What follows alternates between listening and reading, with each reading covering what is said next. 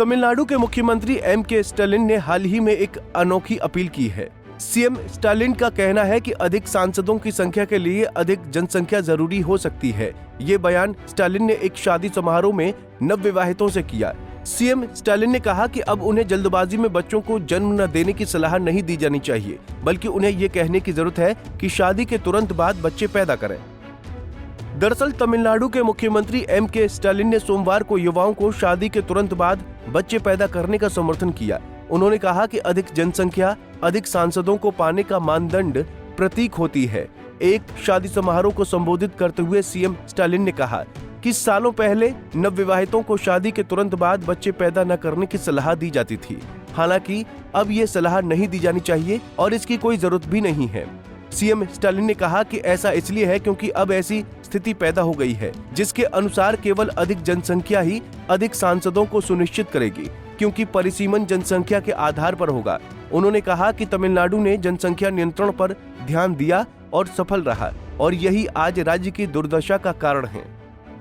तमिलनाडु ने जनसंख्या नियंत्रण पर अच्छा काम किया है, लेकिन इसका उल्टा असर अब राज्य पर पड़ रहा है। सीएम स्टालिन ने आरोप लगाया कि केंद्र सरकार की कोशिश है कि तमिलनाडु की सीटों में कटौती की जाए, क्योंकि जनसंख्या के हिसाब से ही परिसीमन का कार्य होगा।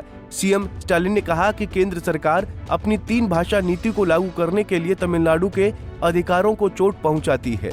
ये सिर्फ एक राजनीतिक मुद्दा नहीं है, बल्कि तमिलनाडु के अधिकारों का सवाल है। सीएम स्टालिन ने कहा कि 5 मार्च को एक सर्वदलीय बैठक होगी जिसमें परिसीमन पर चर्चा की जाएगी। उन्होंने तमिलनाडु के सभी दलों से अपील की कि वो इस मुद्दे पर राजनीति न करें और इस बैठक में शामिल हों। मुख्यमंत्री ने उन दलों को भी इस बैठक में आने के लिए आमंत्रित किया जो अब तक अपनी भागीदारी से मना कर चुके हैं। खासकर बीजेपी और पूर्व केंद्रीय मंत्री जी.के. वासन की पार्टी टीएमसी ने इस बैठक में भाग नहीं लेने का निर्णय लिया है। सीएम स्टालिन ने इन दलों से अपील की कि वो इस मुद्दे को राजनीति से ऊपर उठकर देखें और तमिलनाडु के हितों के लिए साथ आएं। इस पूरे घटनाक्रम में जहां एक और राज्य की राजनीतिक पार्टियां सक्रिय हैं, तो वहीं दूसरी ओर आम जनता को ये सवाल भी है कि क्या ज्यादा जनसंख्या वाकई अधिक सांसदों का रास्ता खोलेगी। तमिलनाडु में ये चर्चा राजनीति में ज्यादा सामाजिक अहमियत हो सकती है।